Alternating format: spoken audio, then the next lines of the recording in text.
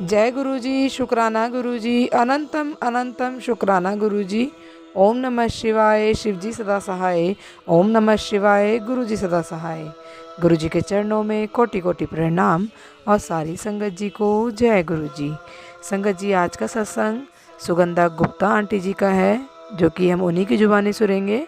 तो देर ना करते हुए सत्संग को शुरू करते हैं। जय गुरुजी। गुरुजी की प्यारी संगत को प्रणाम। आज गुरुजी का गुणगान करके उनकी कृपा को व्यक्त करने का एक सुनहरा मौका मिला है, जिसके लिए मैं गुरुजी को धन्यवाद करना चाहती हूँ। गुरुजी की सारे जगत प्राणियों पे बहुत कृपा है और हम संगत तो बहुत किस्मत वाले हैं, जिनको गुरुजी ने इस जन्म में शिवलोक के साक्षात दर्शन कराए हैं, जो पुराने युगों में बिना कठोर तपस्या के सफल नहीं था। गुरुजी की बहुत मेहर है, लेकिन हम गुरुजी की पूरी मेहर का अनुभव नहीं कर सकते, क्योंकि उस मेहर के कुछ ही रूप हमारे सामने आते हैं, जिन्हें हम एक्सपीरियंस करते हैं, रियलाइज कर सकते हैं। लेकिन बाकी जो वो अपने ऊपर बिन बताए हमारे कष्ट ले लेते हैं, उनका ज्ञान हमें प्राप्त नहीं हो पाता। उसी मेहर के सागर से आज कुछ बूंदों का मैं वर्णन करना चाहूंगी। It was 13 February 2006, मंडे, जब हम लोग गुरुजी के मंदिर गए थे। मंडे को, जैसे आप सब जानते हैं, मंदिर सेवा के लिए खुला रहता है। उस दिन for the first time I was carrying my cell to the मंदिर because it was my birthday. उस दिन जो मेन हॉल में शिव जी की मूर्ति रखी है, उनमें कुछ चेंजेस थे। शिव जी की लेफ्ट आई बड़ी हो गई थी और उनका जो नीचे वाला होठ था वो भी बहुत बड़ा हो गया था एंड बहुत प्रोमिनेंट दिख रहा था। काफी संगत ने उनके दर्शन किए और फोटोग्राफ खींची। मैंने भी अपने फोन से 2 फोटोग्राफ खींची, एक उनके फेस की और एक पूरे शिव जी की। वो फोटोज मेरे सेल में काफी टाइम तक रही। उसी साल मार्च की बात है, it was 27 March 2006। Again it was a Monday. हम लोग मंदिर गए एंड सेवा करके जब शाम को वापस निकलने का टाइम आया, तो माली भैया जो थे, उन्होंने आके बताया कि गुरुजी अब मंदिर आएंगे रात को, तो आप सबसे निवेदन है कि आप अपने घर चले जाइए। तो हम सब घर आ गए एंड रात को जब सोने का टाइम आया, तो I was lying on my bed and somehow I was still in the मंदिर। I was thinking कि गुरुजी मंदिर में होंगे इस समय और काश हम लोग भी मंदिर में होते एंड गुरुजी के दर्शन कर रहे होते। I don't know what came to my mind. I suddenly opened my mobile and जो मैंने फरवरी में शिव जी की फोटोग्राफ खींची थी, वो मैंने खोल ली and the lights of my room were off. It was complete darkness and I usually wear specs, and that day I was just lying on my bed. I didn't do an effort to pick up my spectacles and watch the photo in my cell. I just glared at it and kept seeing it and remembering Guruji. Suddenly गुरुजी की आवाज आती है कि photo देखते रहे, देख कुछ होता है, कुछ होएगा। आई मीन, तो मैं देखती रही। 5 मिनट हो गए, कुछ नहीं हुआ। जब मैंने फोटोग्राफ को नीचे की तरफ स्क्रॉल किया, तो मैंने देखा कि जो शिव जी के गले के नीचे जो एक सर्कुलर एरिया था, वो रेड हो गया था and I got very scared. मेरी हार्ट बीट तेज हो गई, इट वाज एज इफ मेरा बीपी हाई हो गया एंड आई वाज कंफ्यूज्ड कि ये क्या हो रहा है। तो मैं एकदम बैठ गई। मैंने लाइट ऑन नहीं करी, बट मैं अपने बेड पे बैठ गई and I asked Guruji in my mind कि गुरुजी कुछ होएगा तो नहीं? तो गुरुजी बोले कि नहीं, कुछ नहीं होएगा, बस फोटोग्राफ्स देखती रहे। The process went on for 2 hours. I was sitting on my bed. Somehow I got an indication कि लाइट नहीं जलानी है और ऐसे ही बैठे रहना है, स्पेक्टिकल्स भी नहीं लगाने हैं। एंड उस 2 घंटे में शिवजी की मूर्ति में से रंग निकलने शुरू हो गए। गुरुजी का जो फेस था वो कहीं से पिंक हो गया, कहीं से ग्रीन हो गया, जो ऊपर जटाएं है वहां पे ब्लू हो गया, जो गुरुजी के गले में सर्प है वो उनकी आईज भी ब्लू हो गई। आई मीन ऐसा लग रहा था ओवरऑल कि पूरी शिवजी की मूर्ति के साथ किसी ने होली खेली हो। एंड अगर आप जिसको स्पेक्स लगे हो, अगर वो बिना स्पेक्टिकल्स के बहुत देर तक टीवी देखे या मोबाइल पे देखे तो स्ट्रेन पड़ता है, but I was as fresh as anything. कुछ स्ट्रेन नहीं पड़ा मुझे 2 घंटे, कुछ भी नहीं हुआ। I just kept looking at my phone और अपने आप कलर्स निकले जा रहे थे। वो कलर्स फोन के बाहर नहीं आए, बट वो शिवजी की मूर्ति में ही रहे। सुबह हुई, आई गॉट अप एट 7। मम्मा पापा को मैंने नीचे जाके बताया कि ये देखो मेरे फोन में आज गुरुजी ने क्या चमत्कार दिखाया है। They all had darshans of it. And उसके बाद उस समय हम ज्यादा किसी संगत को जानते नहीं थे, किसी से इतना इंटरेक्शन नहीं होता था मंदिर में। So I really didn't know what to do. अब मैं कैसे संगत को दिखाऊंगी कितना बड़ा चमत्कार हुआ है ये। उस हफ्ते हम लोग फ्राइडे को मंदिर गए गुरुजी के एम्पायर स्टेट। मैं पर्पसली अपना फोन मंदिर लेके गई कि संगत को दिखाऊंगी जो गुरुजी ने चमत्कार दिखाया है, बट किसी को जानते नहीं थे। एंड वहां पे सब इतना शांत माहौल होता था कि कुछ समझ ही नहीं आया कैसे दिखाओ सबको। जब लंगर के बाद बाहर हाथ धोने की बारी आई तो हम बाहर गए, तो गेट के बगल में देवर 3 संगत मेंबर्स, उनको फिर मैंने निकाल के अपना मोबाइल दिखाया कि ये देखिए कल रात को गुरुजी ने क्या चमत्कार दिखाया। दे वर ऑल्सो शॉक्ड कि ये मूर्ति एकदम कलरफुल कैसे हो गई।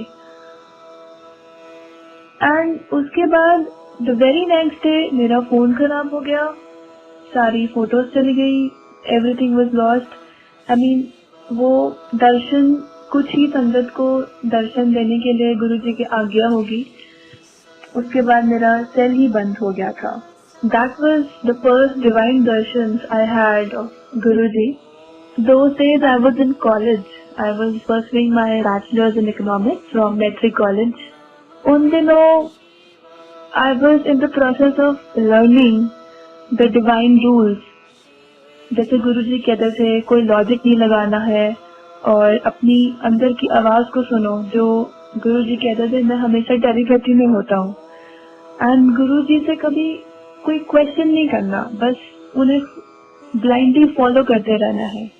तो उन्हीं दिनों की बात थी, मेरे कॉलेज में एक प्रेजेंटेशन रखी गई थी।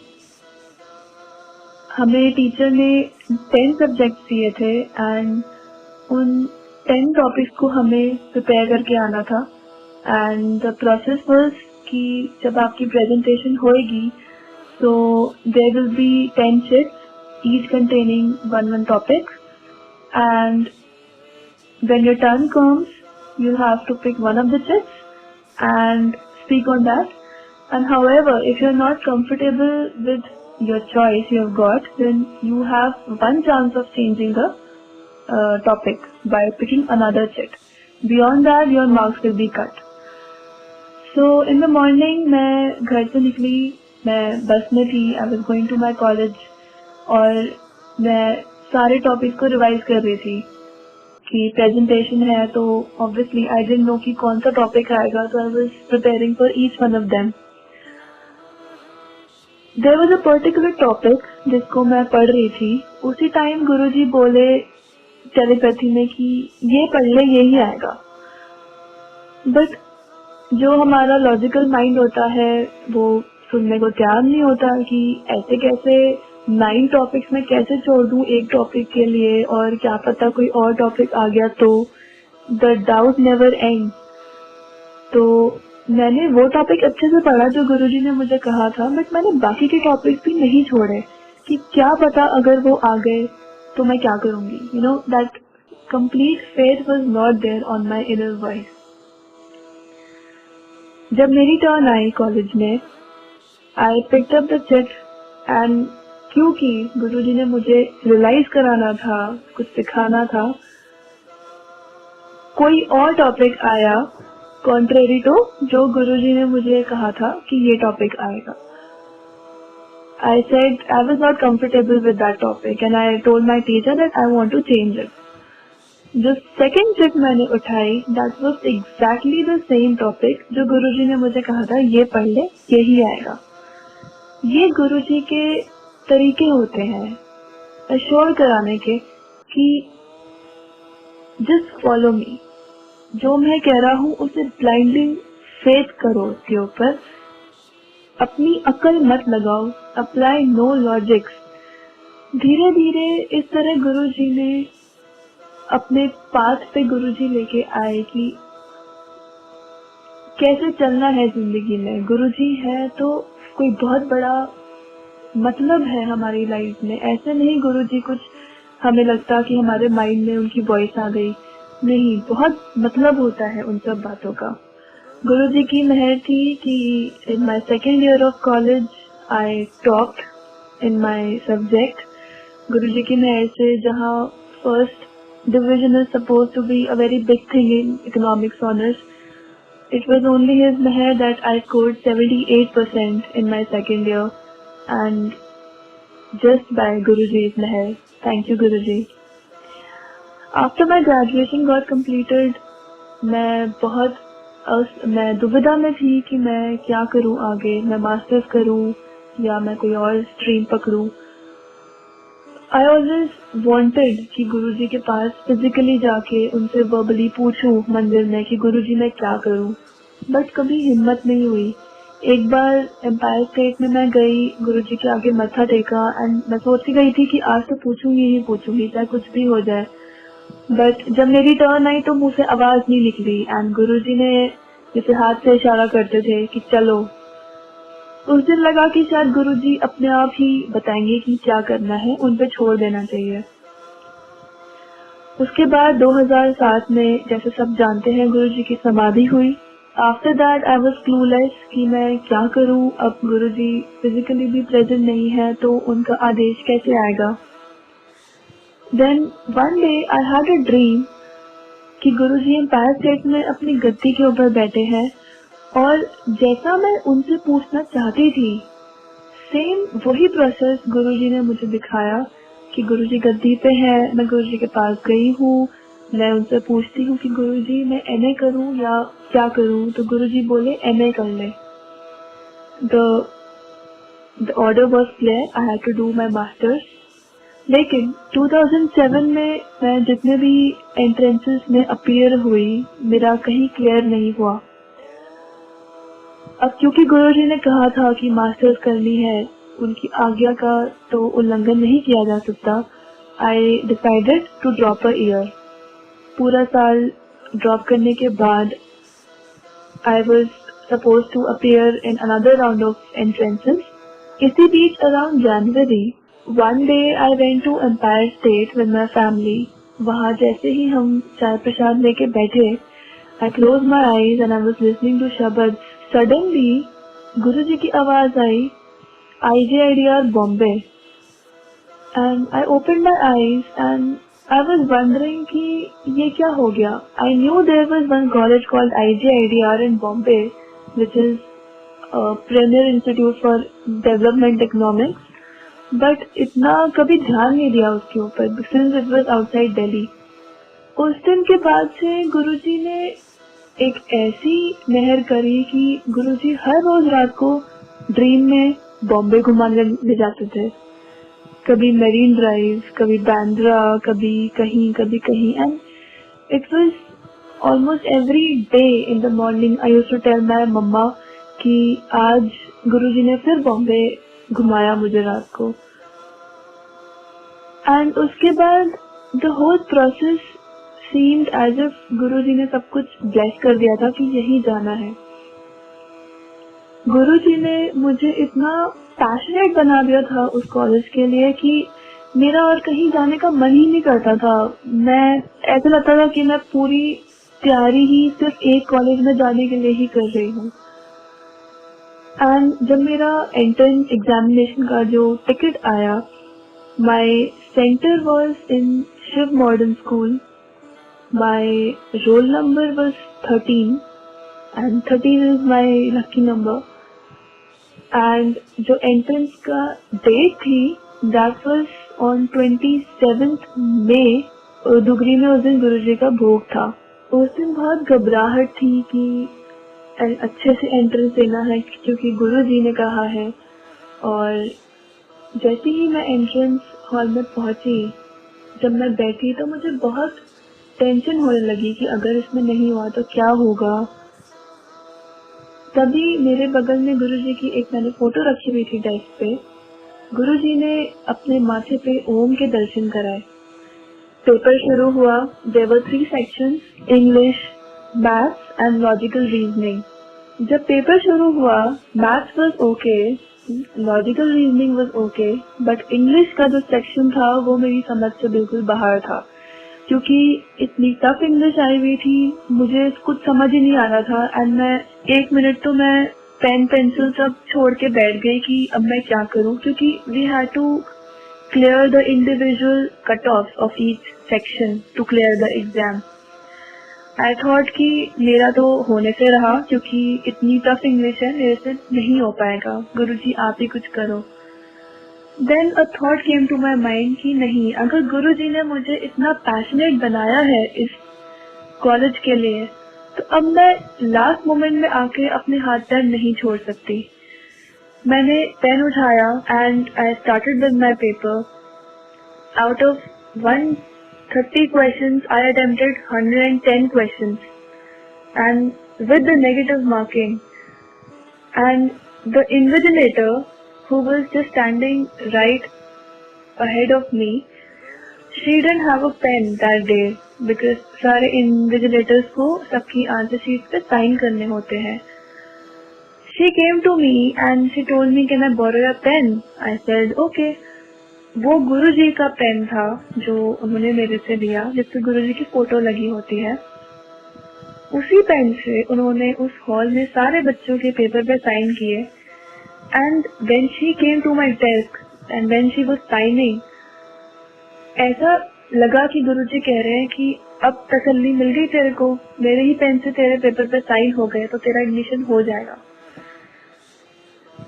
I came out of the hall. Papa was waiting outside and he asked me कैसा हुआ paper? I said I don't know, मैंने अटेम्प्ट कर दिया है, बाकी सब गुरुजी के ऊपर है। After a month, रिजल्ट आता है। Out of 112 students selected all over India, my name was on the 7th number, which is Guruji's number, and I was shocked कि ये कैसे हो गया। And the date of my interview for entrance it fell on 7th July 2008.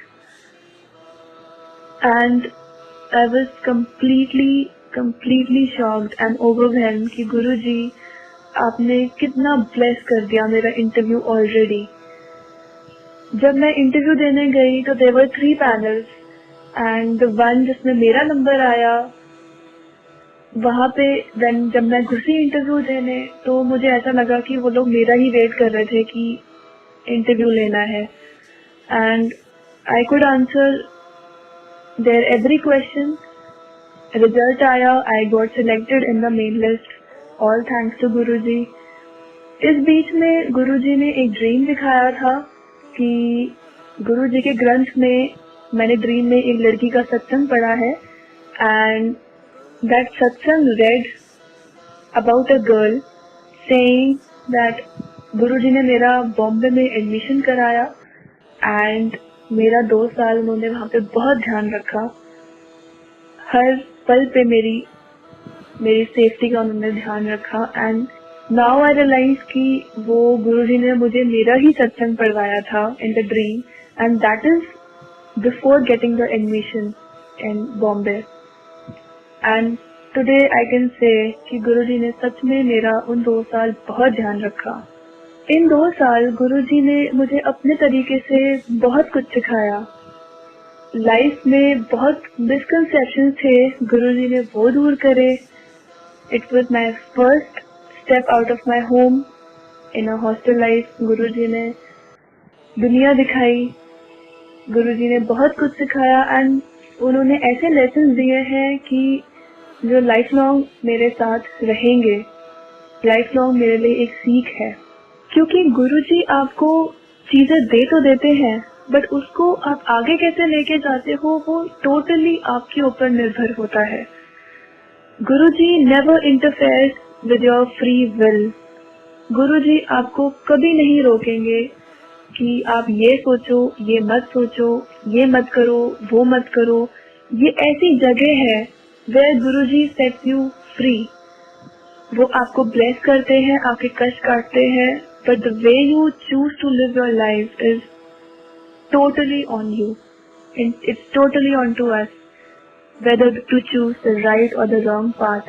And personally, with me, the best part about Guruji has been that if I feel that I want to go left side and Guruji tells me कि नहीं, you have to go right side, और अगर मैं जिद करती हूँ कि नहीं गुरुजी मुझे लेफ्ट साइड ही जाना है, मुझे वहाँ अच्छा लग रहा है, गुरुजी will never take me forcefully to the right side.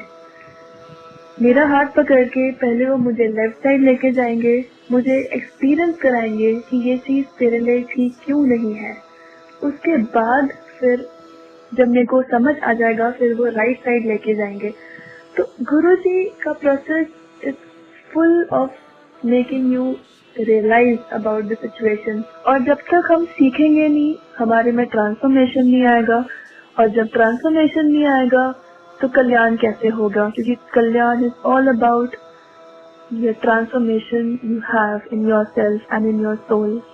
At the end of my 2 years, there was a placement process held in our campus where there were companies set to come to recruit us. जब मेरे 3rd semester के exams खत्म हुए, उसके just 1 दिन बाद ये process शुरू होना था. मैंने 1 महीना 1.5 महीना काफी तैयारी करी थी पूरे इंटरव्यू प्रोसेस की. जिस दिन मेरा इंटरव्यू था, the day I got up, it was 15 December. I was very under confident. मैं एग्जाम्स की तैयारी कर करके बहुत थक भी गई थी, and I was very under confident, and I thought कि आज तो मेरा नहीं होएगा. It was day 0 of placement. बस मैंने सुबह उठ के गुरुजी की पूजा करी, एंड आई टोल्ड हिम कि गुरुजी मुझे लग रहा है आज शायद मैं इस रूम में वापस किसी जॉब के ही आऊंगी. The first company which came to recruit was ICICI bank. Throughout the group discussion, I was blank. I didn't say anything except for 1 or 2 sentences. And I thought कि मेरा selection interview के लिए तो होगा ही नहीं, तो there is no point. And I was very uninterested. मुझे बहुत बोझ लग रहा था, मुझे अंदर से हो नहीं रहा था कि मैं इसके लिए बैठूं. I thought कि let me prepare for the second company which is coming after 2 hours. But जब ICICI का group discussion का जब result आया, so as they had shortlisted 9 students, my number was on the second number, and I was shocked.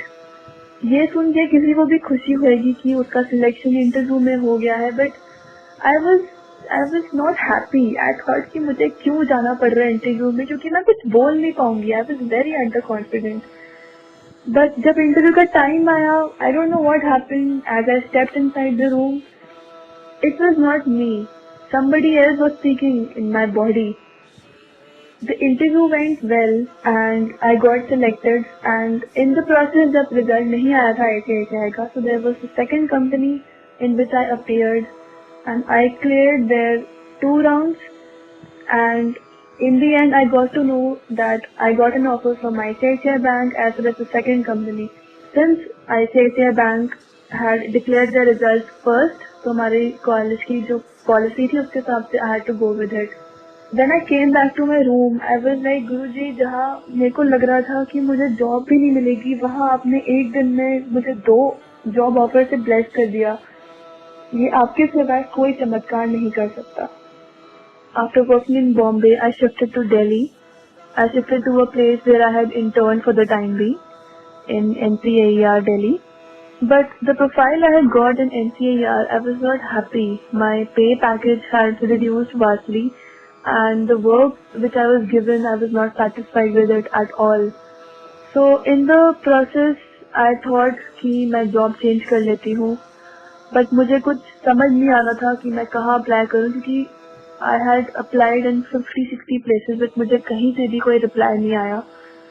उसी time पे एक दिन गुरुजी का ड्रीम आया, and in the dream I went up to Guruji and said, गुरुजी, मैं job change कर लूँ।